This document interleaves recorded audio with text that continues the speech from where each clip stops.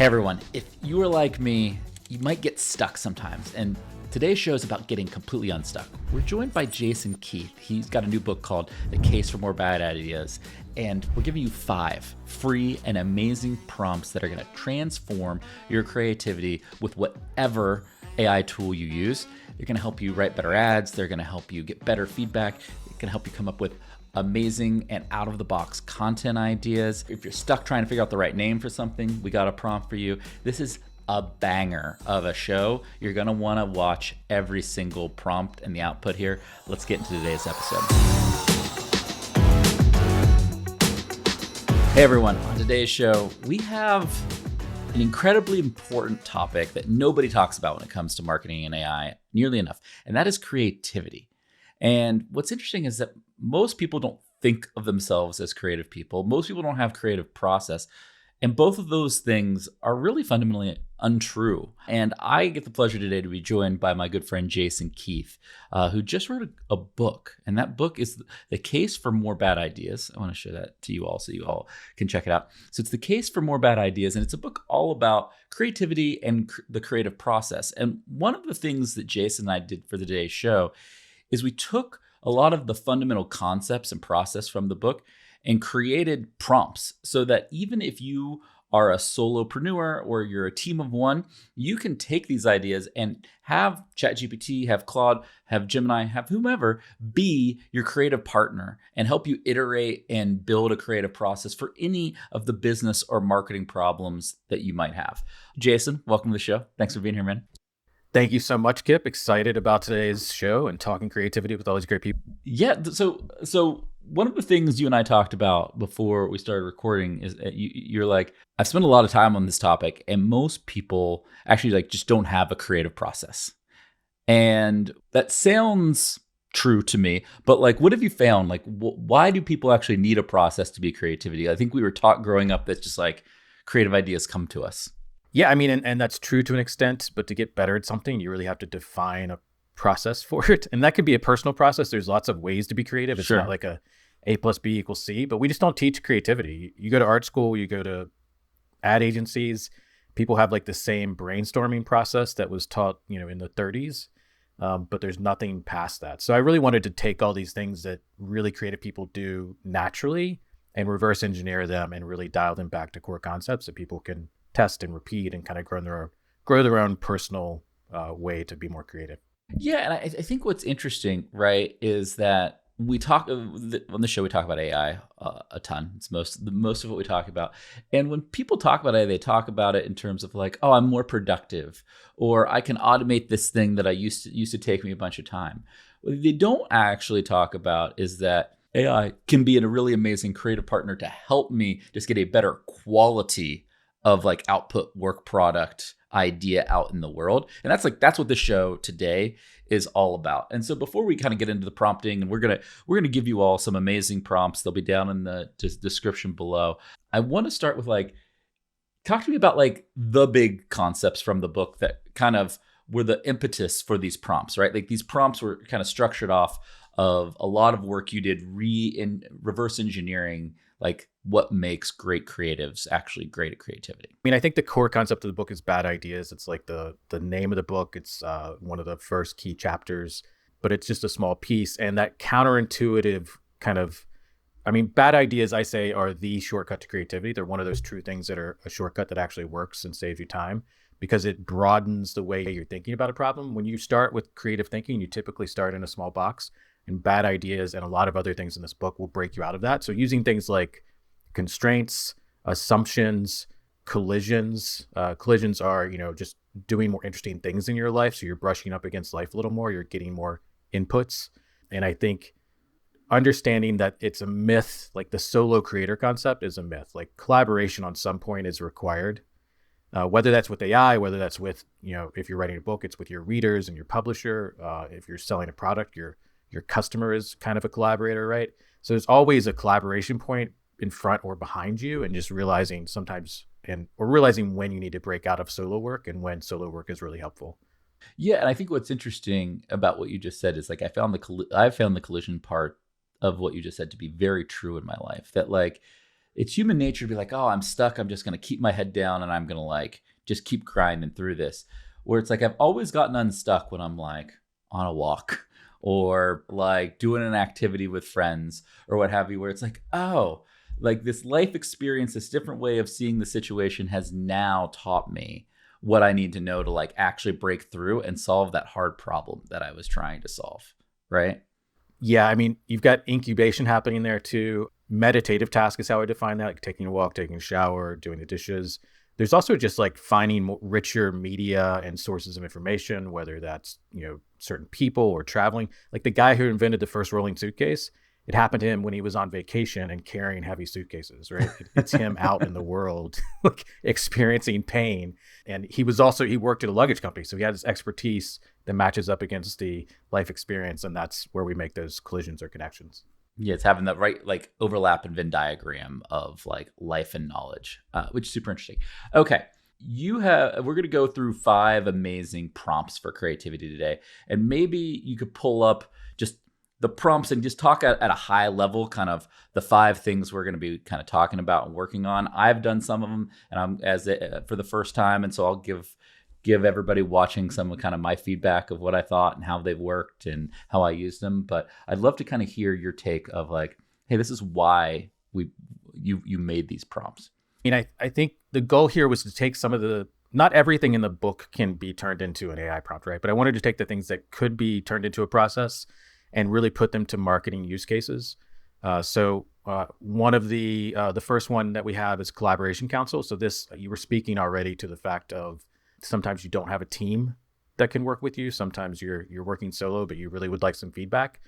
So the point of this collaboration council prompt is to give you multiple personas to give you feedback. I designed it kind of for website feedback, which it works really well for. Like when I first used it, I was shocked at how well the feedback matched kind of what I knew needed to be fixed on my agency website, but also things that I had not thought of.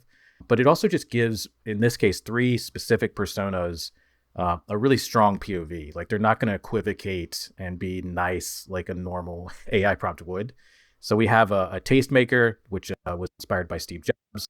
We have the artist persona inspired by Maya Angelou, and we have the skeptic inspired by Anthony Bourdain, and really defined a little bit about what they feel deeply and what they react to. And those are 3 wildly different perspectives and I think getting that broader set of perspectives is always very helpful.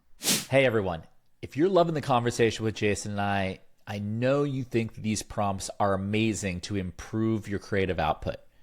Well, we're going to give them all to you. And that is amazing. They're all for free. You can scan the QR code in the image above, or you can click the link in the description below and get these prompts for free and instantly make yourself more creative with the help of these prompts and AI. Now back to today's show. Even when you as a human are like, I think this is a great for like the landing page, website kind of feedback use case.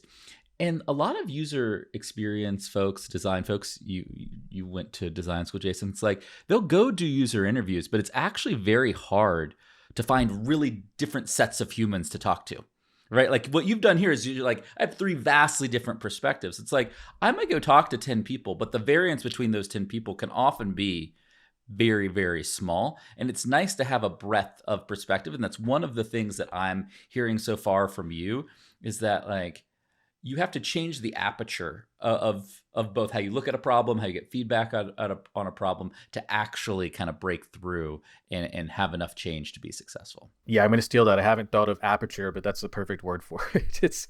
I think, and a lot of marketers have kind of the customer persona saved as maybe a knowledge block that they use with ChatGPT or other AI. These are other personas that you can bring in. These are experts or mentors or creative feedback sources that can be important for. I mean, it works for, I've used it for ad creative. I used it for several use cases.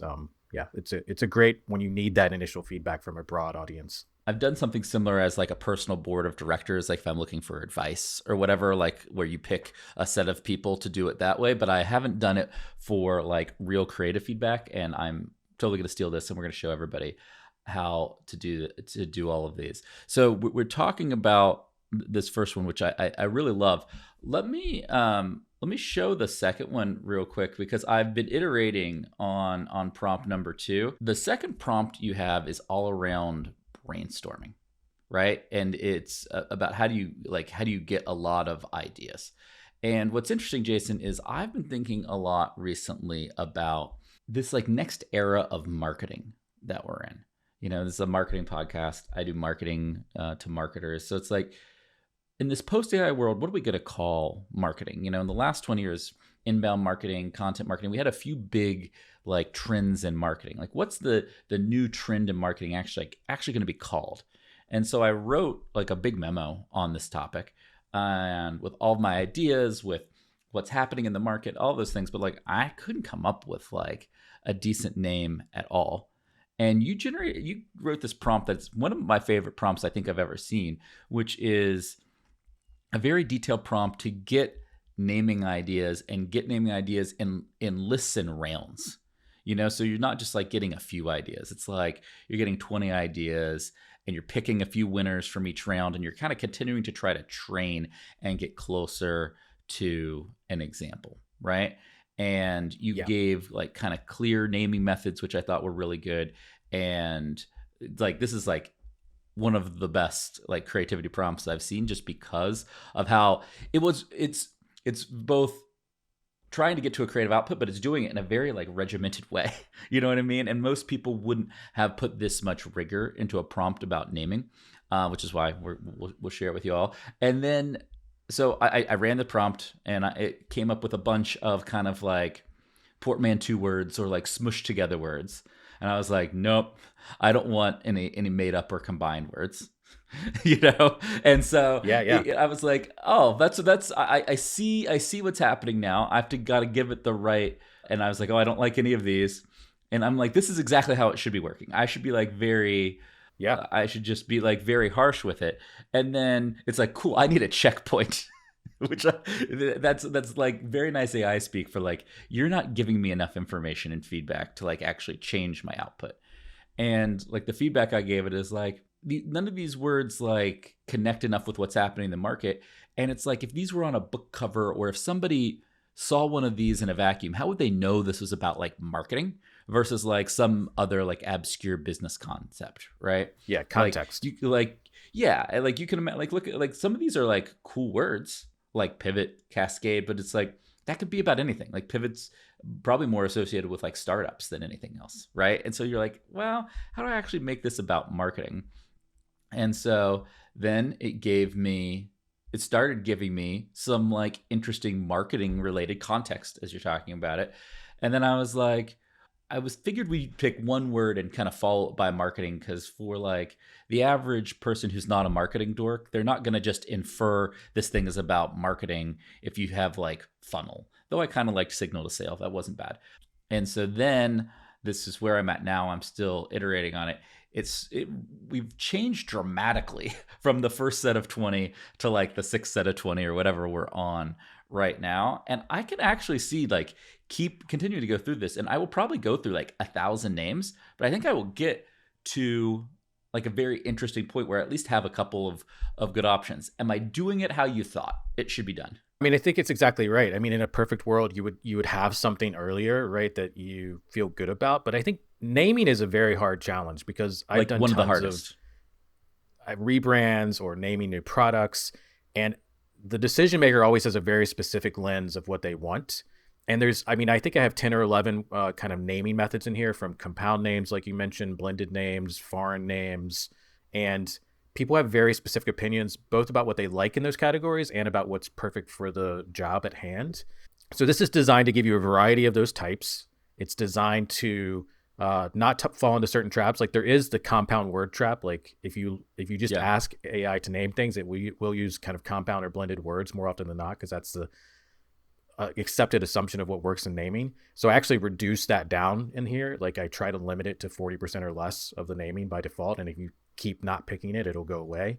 And also, I mean, another thing that's happening here is we're trying to give you, like you said, 1,000 names you might go through. That's pretty standard. Like if you're doing a rebrand or naming a new company, you really want like 1,000 names in the spreadsheet that you're considering, because that gives you the breadth of consideration that you need to find the right connections. And the last thing I'll mention here that I think is very useful is you want quick iteration. So we're specifically doing 20 at a time. I formatted it so that it'll put 3 on a row so you can see them all at once. You can process them all more quickly. Once you start seeing the ones you like, you can just they're numbered specifically, so you can just type the number back. So you don't have to type names. If you do want to give more context, like you're doing with quick sentence responses, that's fine. But if you want to just go through 20 at a time, 20 at a time, 20 at a time, all you have to do is type, I liked 1, write the number 1, write the number 4, write the number 12. And it'll just take that and run with it because it understands that's the input that it's expecting. Like you said, you've done this a lot. You run an agency called Social Fresh. You've helped a lot of companies do marketing. My question for you is, without like ChatGPT, which is what I'm using in this moment, like how long would have this process taken a few years ago to go through like 1,000 names? Seriously. Yeah. I mean, the last rebrand I did, we probably spent, I would say, 40 hours to get to 1,000 names. Yeah. It may be a little less, but like 30 to 40 was time spent. And that's not even, you have meetings and you have reviews and it's a whole ordeal, but just the naming process alone can be pretty intense. Yeah. And that's over weeks if you're moving fast, right? Yes. That was over 2 months. So what do you think it would take us to get to it here? 30 to 45 minutes? I mean, I've used this a few times now and I've gotten, I would say, a core set of like 5 to 10 names that I took and then did some actual customer research on to see if, I was getting the response I wanted. It probably took me an hour max with each of the times I've used this. Yeah.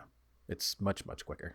Yeah. So you're talking about 1 day versus 8 weeks, and you're talking about an hour versus 40 hours. That's a massive time savings for, I think, what is probably as good or better of an output. It's not like you're sacrificing the output, I don't think. As long as you're giving the right feedback, like one of the rebrands we did, the person got fixated on it being an actual name or like a foreign word. So that's much different than the use case you're giving, where you want the second word to be marketing, you want contextual to the industry and the customer.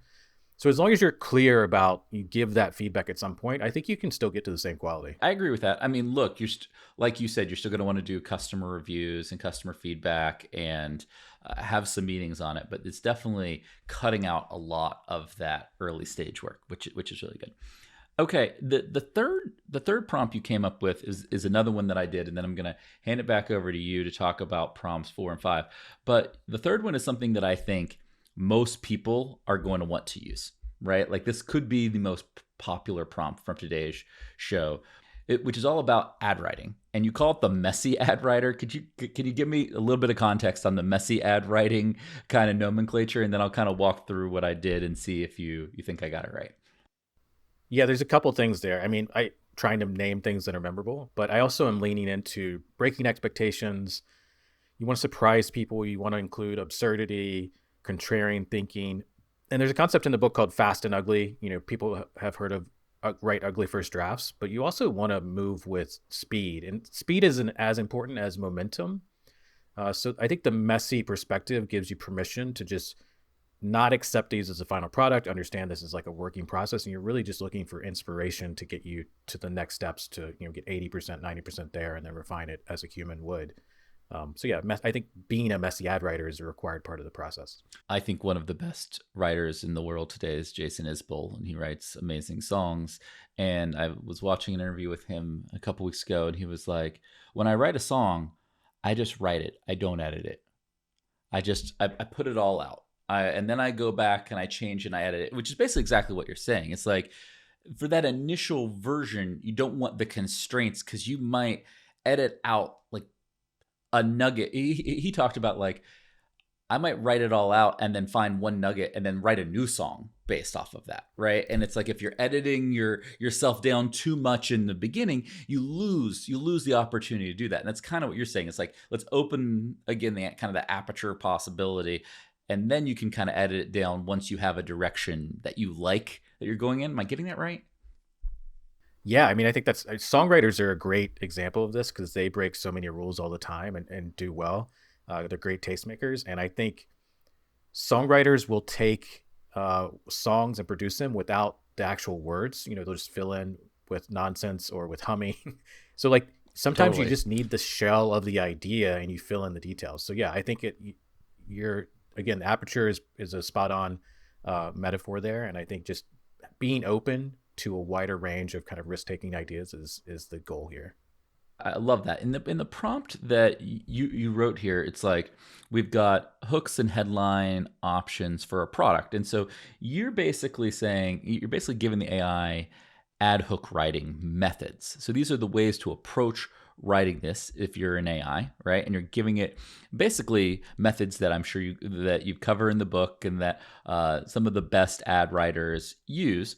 But what's interesting to me is that like you have a step where it's like asking the user for feedback, which is what we just saw in the naming prompt. Like, how do you get that feedback loop? How do you refine and repeat? And then how do you like figure out who the winners are? And then what you're really asking for is like what the person using this prompt needs to do is put in the product, the benefits, and like the tone, personality. And so I tried to do this for HubSpot's customer agent product, which is our AI agent that does customer support, handles website chat and calls and WhatsApp customer support inquiries. And I wanted to see if the AI could research and determine what it thought the benefits should be, because I always think it's fun to see what they can do. And then I said the tone should be helpful and accessible. And the one thing that is interesting that I did with this is that I ran it with two different models first. So it gave me these 10 sets of options. And I started with GPT model O3. And O3 is the model I use most of the time when I'm in ChatGPT. And there are some good options, right? Like the 37-second fix that clears 1,000 ticket backlog. Like I like that. That was good, right? Goodbye, hold music, hello, HubSpot agent. Our robot beat you to the phone. That's pretty. Yeah, I kind of like that one too. That is good. And I was like, oh, these are interesting. But I want to just be like, just run it back again. But this time I use GPT 4.5, which is, I think, I'm in ChatGPT. I could be doing this in Claude. Probably the best writing model of the ChatGPT models. And so then it's like hold music. That's so 2004. You see a little bit more. Press 1 to speak with nobody because this agent never sleeps. Your support team just got infinite coffee breaks. Like these are noticeably better with the different model, I think. More personality, yeah. Yeah, like you can tell it's capturing like the tone, and I feel like I need to give it less feedback, right? To actually get it right and to have something that you'd be like, no, I would go take some of these and run like a test to see if any of them like outperform what we're currently doing, right? A couple things we did here with this prompt. I mean, number one, I'm keeping the user input very short and quick, so you don't have to add a lot. And part of the reason that's possible is because I'm defining a lot of the work it's going to do with those inputs and the rest of the prompt, right? So you giving it a website, the tone might be enough for most of these. And secondly, you're at a point here where you've gotten something you like. I think some of these are very usable and you could keep going. But we've also designed that it's, again, just like with the naming prompt, it's wanting you to judge these to go to a next stage. Something I see with a lot of AI prompts is it's just a question and answer. They don't really define a step 2. Like even if there's steps in the prompt, you're not telling the AI what to do after that first output.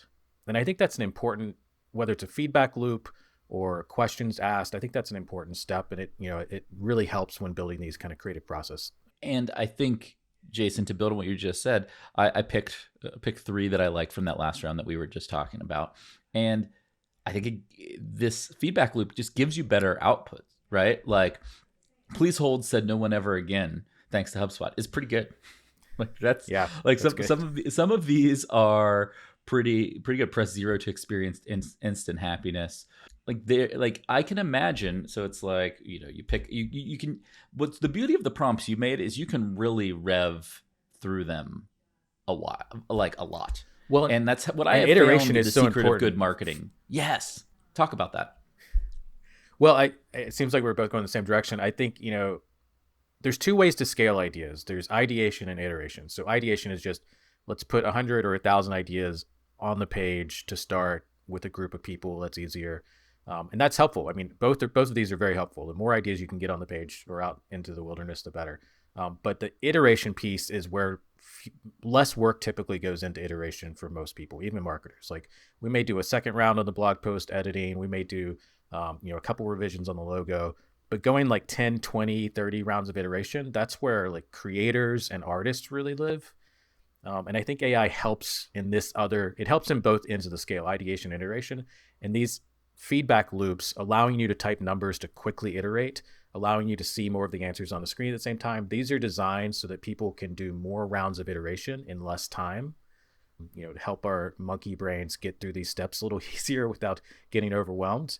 And I think that's a huge leap for, again, widening the aperture and opening yourself up to a larger range of possibilities, which is how these kind of collisions and connections happen more organically. Well, I just want to double click really quickly for everybody. If you're listening on RSS, if you're on Spotify, Apple Podcasts, whatever, you definitely want to check out the YouTube version of this because we are showing a lot on video. But at the same time, you just said something really important. Like the two inputs here are ideation and iteration. And you're like, most people spend a lot of time on ideation and less time on iteration. I will just tell you, every great piece of content, art, anything I have been closely associated with or seen somebody do, the thing that made it great was the iteration. Like the iteration and just the meticulous grind out iteration over a long period of time has made that end product so remarkable. And the great thing with AI is you can now, that iteration is way less laborious and way faster. And I think those are some of the reasons it was hard to do historically, right? It's like, oh gosh, I'm just going to manually write like 10 versions of this article and then I'm going to be happy with it. Like that seems daunting. And now you're like, oh, with AI, I can do that much faster and in a much different kind of way. Yeah, exactly. I'll jump over to this next prompt. Yeah, let's show us the next one. Okay, so these last two, these are kind of more far afield, meaning these are going to give you ideas. They're more in the bad idea direction. They might not make approvals with the CMO, right, Kipp? But they're intended to be, you never know, genuinely new directions, get you thinking, thought starters. The first one we'll take a look at here is the Square Peg content engine. And the concept of Square Peg is, square pegs don't go into round holes. There's a whole part of the book talking about this. It's basically trying to fight back against assumptions, because the original meaning of the square peg round hole quote was actually intended to be the opposite, which is you're typically not going to show up in your ideal job or your ideal place in the world. You're going to be a square peg in a round hole, but you might be closer than you think. So the goal here is to get you to use constraints, assumptions, and really counteract those again by a little bit of contrarian thinking, a little bit of breaking expectations.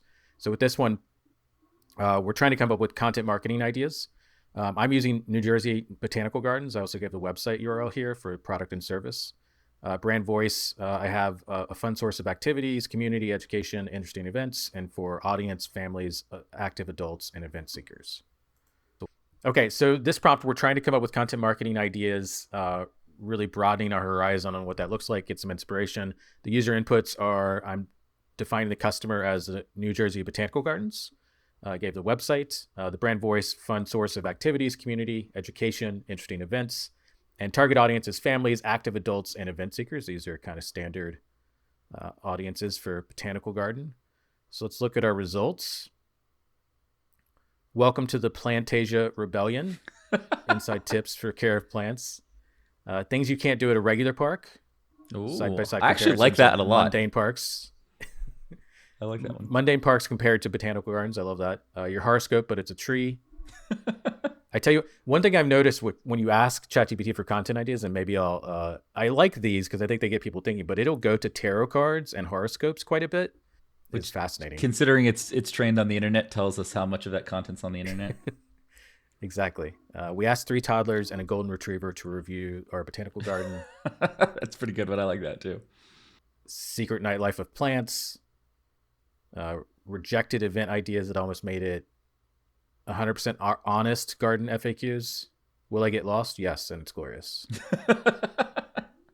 Yeah, so these are pretty good, I think. I was gonna say, in all seriousness, Jason, you and I consume a lot of content on the internet. These are better than what most people are actually putting out there.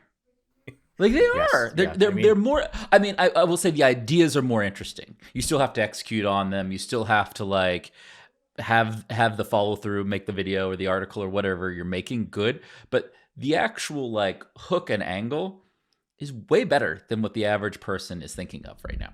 Yeah, and again, I think sometimes when you just put a couple sentences out there to ChatGPT and ask it to brainstorm ideas for you, I think the ideas come back a little mid, like more often than I would like. Sometimes I get winners, sometimes I get things that shine through, but more often than not. And you can even see recently, I saw a study of AI use cases from 2024 to 2025, and brainstorming used to be number 1, and now it's dropped down to like number 7. And I think that's probably why I think the results just aren't quite up to what people are expecting from other quality use cases. Correct. I mean, I think what I have found is that you either have to give it a great prompt or great context to get a solid answer. And if you can give it a great prompt and great context, like if we redid this and we gave it a bunch of deep research on the New Jersey Botanical Garden, these are the 10 best botanical gardens in the world, and this is what they talk about. Here's like a really in-depth audience profile. If we did that, it would be even better, right? Like it might only be 10, 20% better, but it would be better. These are still very, very good and very usable as it is. Yeah, I mean, if you have other knowledge blocks like customer persona, brand guide, examples of content you've already produced, it's huge context. And I mean, these work without that context, and they're much quicker than amassing all of that context. But together, I would agree, it's going to be much better. And I know that because in my personal ChatGPT, it has my whole history of all my clients and all my personal work and my book work. Yeah, it works. I've tried it in other ChatGPTs, and mine is very much dialed into my personal like output, right? What I prefer, my taste. And I think that's a larger piece of that kind of context block. The memory in ChatGPT, this is total aside for people watching, is the unwritten game changer of ChatGPT. That context and everything there. Like Jason, Kieran, and I recorded, I think 2 days ago, we recorded a show, and one of the things is we were asking for raw and honest feedback on ourselves, and Kieran kept pushing, don't be nice, and finally it was you told Kieran, you're 10 steps ahead and 10 steps emotionally removed from everybody else. And it was very finally got and Kieran was like, that's so true, I've never thought about explaining it that clearly, and it's that it's a good example of how valuable the context of the interaction over time really is. That's one of the things I did with the creative or the collaborative counsel prompt that we showed at the beginning, is asking it to be a little harsher. Because if you do that prompt without that instruction, it equivocates. It's I've done the same thing with a meal planning project in ChatGPT that I use for myself to kind of pick the right food I want to eat. And it's like a coach. And at first it was a little soft. It was a little yeah, you could do that, but maybe you should do this with it. And it was equivocating a little bit. And then I asked it to be a little harsher. And it's so much better. It's no, you cannot eat that food today. It's stay away from that, eat an apple instead. And it makes these decisions for me. It's much more helpful when it has that strong opinion. Dude, I did this whole big, in-depth physical MRI, whole thing, because I'd like to not die. And I uploaded everything, because I don't care about my privacy. I uploaded everything into ChatGPT. And I was make me my ideal daily schedule for a week, diet, exercise, sleep, everything. And it was awesome.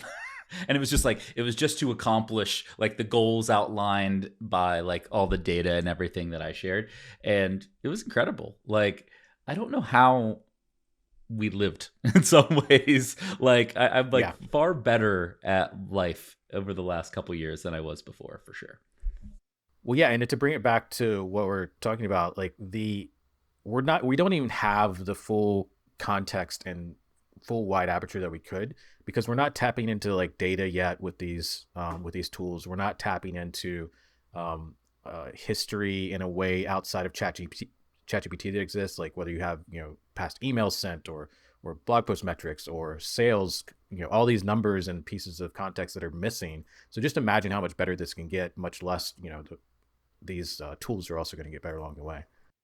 Yeah, I think one of the things that's really, really important is that context you just set, Jason. This is really step one. But you could go and take some of these ideas and put them out in the world. And then once you get the data and everything, come back, and the next round is just going to be even better, right? This is just a starting point. But the more you can keep the data and feedback loops in this process, the better you're going to kind of continue to make the output. And you'll build them into your own process. You'll find out how they work for you. You'll customize them. All of these can be customized for different use cases. Perfect. All right, we got one more we're going to show before we close out today's show. Walk us through it, man. Yeah, so this fifth one, it's a little similar to the content idea one, but it's meant to be focused on campaign ideas. So higher level marketing brain here. Also, this is based on kind of the bad idea methodology. This is the core methodology of the book, which is simply to start your brainstorming with bad ideas. So these are intended to be bad ideas. And how do we define bad ideas? The two core ways are obvious ideas and absurd ideas. So it's kind of a spectrum, kind of boring and exciting, even requiring so much in this prompt to say at least one of these needs to be dangerous. Ooh, so again, these are not likely to get CMO approval necessarily. They may kind of challenge your brand tone in many ways, but it's intended to get you to think. So for this, I chose UNC Chapel Hill, one of my favorite colleges, go Tar Heels, and their business school as their kind of customer and product. Brand voice, aspirational, inspirational. I just pulled this from their actual brand voice. Target audience for business leaders who want to stand out more in their careers. Love it. Let's run this bad boy. Degree in a box. We ship you an MBA in a cardboard box filled with branded pens, buzzword flashcards. Hype House. Recruit top faculty to live in a mansion and live stream. Dude, that's a dope idea. I would totally do that. Turn faculty into creators. Survive the simulation. Students are dropped into a remote wilderness. Only a syllabus. Only a syllabus. And Wi-Fi. That's fantastic. Table for one. Starlink and a piece of paper. Table for one, please. Run a full campaign about how lonely, isolated, and self-made success truly is. Wisdom for night owls. Make every class and event happen between midnight and 5 a.m. So all of these are like, there's some pearls of wisdom in these ideas. They're challenging our assumptions. But all these take these into interesting, they all make me think of the next, like, how could this work, or what's a real version of this that could work? Build your own campus. Instead of coming to campus, applicants must build a scale model out of Legos. Top Hat Tuesdays, mandatory vintage business attire every Tuesday. And then I think this is probably the violent one. Campus bonfire of the vanities. Students burn an item representing their former self on day one. Yeah, so again, you can pick winners from this. You can continue to do iterations. But all of these are meant, again, to widen your thinking and to take a few more risk within your kind of initial ideation process. I also like that you have like remix as an option in there, where it's like, oh, I kind of like to flavor this, but like remix this into like a slightly different version is a cool concept. Yeah, again, and you can write out that feedback and say, I like this and that, but it needs to be a little safer, or it needs to be something I can get approved, or just give it numbers and it'll keep running and keep giving you a kind of a wild variation. Perfect. I love that.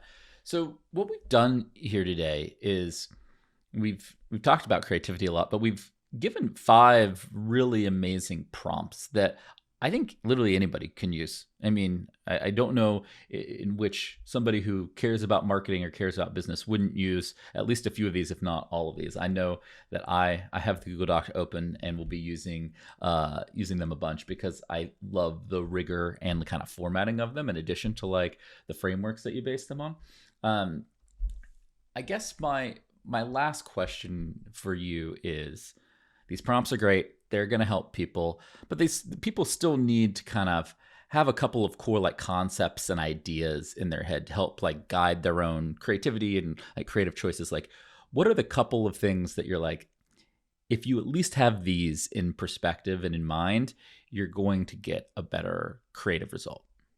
I think building your personal taste is an important piece of this. I don't think enough people have confidence in their ability to make these creative decisions. So a part of that is honestly just making sure that you have that brushing up against life part dialed in. And that's so different for every person. It could be like adding hobbies into your life, like learning another language, taking up pottery classes. It could be painting. It could be, vibe marketing, vibe coding, whatever it is, like something.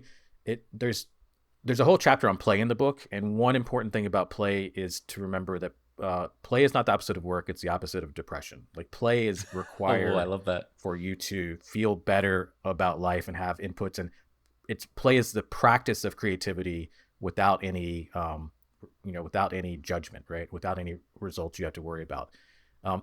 And play looks different for everyone. Like sitting down and writing a well-researched paper on like the history of dinosaur discovery is something that might be really boring for some person and not get them into that play zone, but could be very exciting for the next person, right? So play is very personal. So finding those moments in life where it doesn't have to be adding a hobby. It could be traveling more. It could be hanging out with more interesting people more often.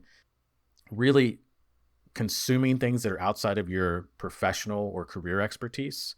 So if you love sneakers, just really dialing in and geeking out on those, like finding aesthetic ways in your life where you're building confidence in your taste making ability, your confidence in making creative decisions. Play is a part of that. It could be board games. There's all kinds of things. There's a lot in the book about it.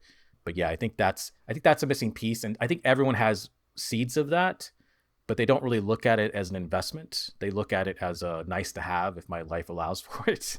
So I think that's something that really is a worthwhile investment and will dial up your ability to make these decisions. And also on the more kind of regimented side of this, ask people what they like. So if you're doing a newsletter, let's say if HubSpot is launching a new newsletter based on your concept of where that marketing term comes along, or maybe it's like, I know you have a sales newsletter, maybe you're launching a customer service newsletter, right? Coming up with 10 ideas and literally just running it by customer service leadership people out there in the wild that either are customers or could be customers, and saying, which of these newsletters would you be most interested in reading based on the title? And you do that for 10, 20, 50 people, you do the type of audience research that you can. This could be LinkedIn DMs. This could be emailing out to your list. It could do whatever is like scrappy and quick, because those iterative feedback pieces are really important, and doing multiple rounds of it is even better. I think those two things. So you have, brushing up against life more, doing more kind of feedback loops in whatever way you can. I love it. All right, The Case for More Bad Ideas. It's out. We'll put the Amazon link in the comments below. So go check out the book to get the full deep dive on everything. The prompts we went over on today's show will also be in the links below. And Jason, thanks so much for coming on the show. This is a blast. I think everybody learned a lot about how to be creative in this kind of new AI era. So thank you so much. Yeah, I enjoyed it. Thanks for having me, Kipp. This data is wrong every freaking time. Have you heard of HubSpot? HubSpot is a CRM platform where everything is fully integrated. Whoa, I can see the client's whole history, calls, support tickets, emails, and here's a task from 3 days ago I totally missed. HubSpot. Grow better.